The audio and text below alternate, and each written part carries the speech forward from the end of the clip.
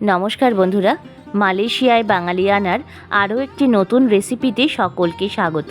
আজ আমি দেখাবো কিভাবে একেবারে পারফেক্ট পদ্ধতিতে পাটিসাপটা বানানো যায়, যা ঠান্ডা হলে শক্তও হয়ে যাবে না, আবার প্যানে আটকেও যাবে না।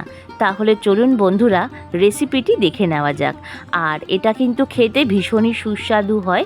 কিভাবে আজ বানাবো, সঙ্গে ক্ষীরের রেসিপিও কিন্তু এই ভিডিওতে রয়েছে। এই রেসিপিটা বানানোর জন্য এখানে আমি 3টে কাপ নিয়েছি। এখানে দেখুন 1 কাপ পরিমাণ আমি নেব চালের গুঁড়ো, এর থেকে হাফ পরিমাণ নেব আমরা ময়দা। এই মাপটা কিন্তু ভীষণ জরুরি এই রেসিপিটার জন্য। আর হাফ কাপের থেকেও তার হাফ নেব হচ্ছে সুজি। এই মাপে যদি পাটিসাপটার রেসিপি বানানো যায়, এটা কিন্তু একদম পারফেক্ট হবে। এবার তাই একটা পাত্রে যেহেতু অনেকটা পরিমাণ বানাচ্ছি, তাই আমি নিয়েছি 2 কাপ পরিমাণ চালের গুঁড়ো, 1 কাপ পরিমাণে ময়দা, আর ময়দার থেকে হাফ, তার মানে হাফ কাপ নেব হচ্ছে আমরা সুজি এবং চিনির মাপ কিন্তু সমান সমান হবে। তাই এই রেসিপিতে সুজি যেহেতু আমি হাফ কাপ পরিমাণ ব্যবহার করেছি, তাই এখানে চিনির পরিমাণটাও হাফ কাপ পরিমাণ নিতে হবে। আর গুড় ব্যবহার করলেও এটাও কিন্তু ঠিক একই মাপ নিতে হবে সুজির মাপে। এগুলো আপনারা ঠিক মেজারমেন্ট কাপেও নিতে পারেন, আবার একটা বাটির মাপে করেও কিন্তু নিতে পারেন। দিলাম সামান্য পরিমাণে একটু লবণ। এবার আগের থেকে জাল করে নেওয়া দুধ আমি এর মধ্যে অল্প অল্প করে দিয়ে এই ব্যাটারটাকে রেডি করব। এখানে আমি 1 লিটার দুধ আগের থেকে জাল করে রুম টেম্পারেচারে রেখে দিয়েছিলাম। তারপর এটাকে অল্প অল্প করে ব্যাটারটাকে ভালো করে ফেটিয়ে নিতে হবে। অল্প অল্প করে দুধ ঢেলে যখন ব্যাটারটা আমরা রেডি করব, তখন অবশ্যই খেয়াল রাখতে হবে যেন এর মধ্যে কোনো দলা ভাব না থাকে।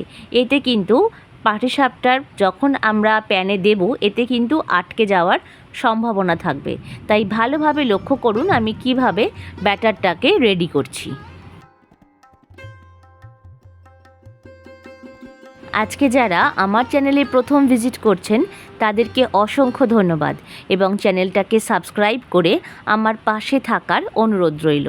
দেখুন এখনও কিন্তু এই দলা ভাবটা রয়েছে, তাই আমি হাতার পিছন দিয়ে একটুখানি করে এটাকে ভেঙে দেব, যাতে এটা মসৃণ হয়ে যায়।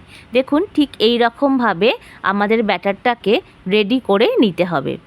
আর এরপরে আমরা ক্ষীর বানিয়ে নেব। দেখুন আমি কিভাবে ব্যাটারটাকে তৈরি করছি। এটাকে এবার একটা প্লেট দিয়ে ঢেকে 30 মিনিট মতন রেখে দিতে হবে। 30 মিনিট পরে কিন্তু এর সাথে আরও কিছু ট্রিক্স থাকবে। এবার আমরা ক্ষীরটা বানিয়ে নেব। তাই কড়াই বসিয়ে এর মধ্যে আমি দিচ্ছি 1 লিটার পরিমাণে দুধ। গ্যাসের ফ্লেমটা প্রথম থেকেই মিডিয়ামে রেখে ক্ষীরটাকে বানিয়ে নিতে হবে। পুরো দুধ দেওয়া হয়ে গেলে একটা খুন্তির সাহায্যে দুধটাকে ভালোভাবে নাড়িয়ে চাড়িয়ে নেব। তারপর গ্যাসের ফ্লেমটাকে মিডিয়ামে রেখে দেব। 4 থেকে 5 মিনিট পরে দেখুন দুধটা কিন্তু ফুটে উঠেছে আর উপর থেকে সরের সৃষ্টি হয়েছে। তাই এই দুধের সরটাকে বারে বারে এই দুধের মধ্যে কিন্তু মিলিয়ে মিশিয়ে দিয়ে আবারও খুন্তি দিয়ে একবার ভালোভাবে নাড়িয়ে চাড়িয়ে দিতে হবে। এইভাবে 4 থেকে 5 মিনিট পরে দেখুন দুধের কালারটা বেশ অনেকটা চেঞ্জ হয়ে গেছে। আর দেখুন অনেকটা পরিমাণ দুধ কিন্তু শুকিয়েও এসেছে। ঠিক এই রকমভাবে 10 মিনিট দুধটাকে ভালো করে জাল করে নিয়ে এবার কিছু উপকরণ আমরা একটা পাত্রে নিয়ে নেব 3 টেবিল চামচ পরিমাণে গুঁড়ো দুধ বা আমুল স্প্রে। তার সঙ্গে নেব 2 টেবিল চামচ পরিমাণে চালের গুঁড়ো। চালটাকে আপনারা বেটেও ব্যবহার করে নিতে পারেন।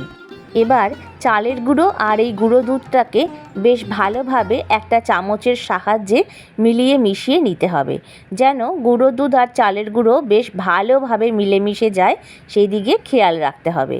এবার সামান্য কিছুটা উষ্ণ গরম দুধ নিয়ে এর মধ্যে দিয়ে দেব। তারপর একটা চামচের সাহায্যে বেশ ভালোভাবে এটাকে মিক্স করে নিতে হবে, যেন চালের গুঁড়ো এবং গুঁড়ো দুধ এই দুধের সাথে বেশ ভালোভাবে মিলেমিশে যায়, সেদিকে খেয়াল রাখবেন। এতে কি হবে, আমরা যখনই এই মিশ্রণটা গরম দুধে দেব তখন কিন্তু দলা ভাব একদমই থাকবে না। দেখুন কত সুন্দর দুধের সাথে এই গুঁড়ো দুধ আর চালের গুঁড়োর মিশ্রণটা মিলেমিশে গেছে। এবারে যেহেতু দুধটা বেশ ভালোভাবে ফুটে উঠেছে, তাই এবার এর মধ্যে এটা দিয়ে দেব। এবারে খুন্তির সাহায্যে বেশ ভালোভাবে নাড়িয়ে চাড়িয়ে এটাকে মিলিয়ে মিশিয়ে নিতে হবে। মোটামুটি 1 থেকে 2 মিনিট পরে এবার এর মধ্যে দেব 1 চামচ পরিমাণে ঘি, যাতে সুন্দর ঘ্রাণ আসে। তারপরে আরও একবার বেশ ভালোভাবে খুন্তির সাহায্যে নাড়িয়ে চাড়িয়ে নিতে হবে।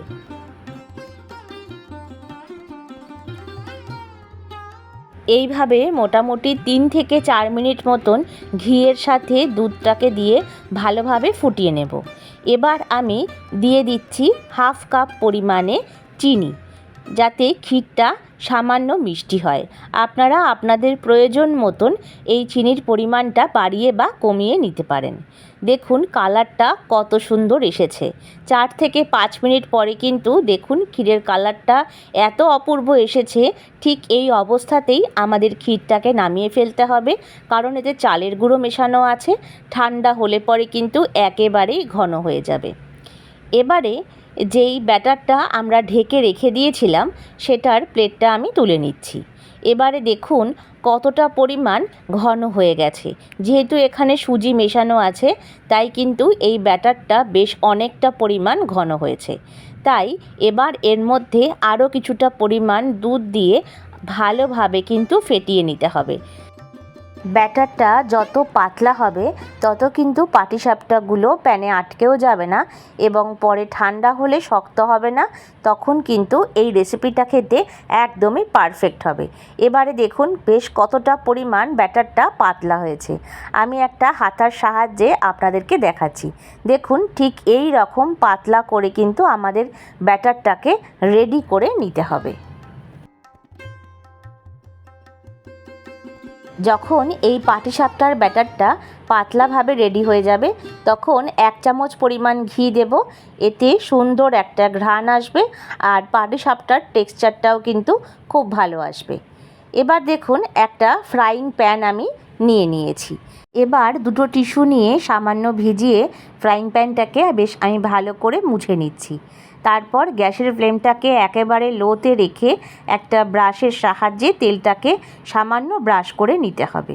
ঠিক এই রকমভাবেও আপনারা করে নিতে পারেন, বা অনেক সময় বেগুনের যে বোটা থাকে সেটা দিয়েও কিন্তু করে নিতে পারেন। এবার একটা হাতার সাহায্যে আমি 1 হাতা ব্যাটার দিয়ে এটাকে বেশ চারিদিকে একটু ঘুরিয়ে নিচ্ছি। এতে কি হবে, ব্যাটারটা চারিদিকে ছড়িয়ে যাবে আর এটা কিন্তু বেশ পাতলা হবে। এবার সাইড করে ক্ষীরটাকে দিয়ে নিতে হবে, একদমই মাঝখানে দেওয়া যাবে না। এবার খুন্তির সাহায্যে এটাকে আলতু আলতু করে দেখুন আমি উল্টে দিচ্ছি। এটা কিন্তু হাতের সাহায্যেও করে নেওয়া যায়, ভীষণ চটপট হয়ে যায়। আর দেখুন একদমই কিন্তু প্যানে আটকে যায়নি, আর এটা কিন্তু খেতে ভীষণ ভালো হয়। ঠিক এই রকমভাবে একবার বানিয়ে দেখুন। দেখুন কত সুন্দর প্যানের থেকে উঠে আসলো। আশা করছি আজকের রেসিপিটি সকলের ভালো লেগেছে। দেখুন পাটিসাপটার গায়ে ভীষণ জালিদারের সৃষ্টি হয়েছে।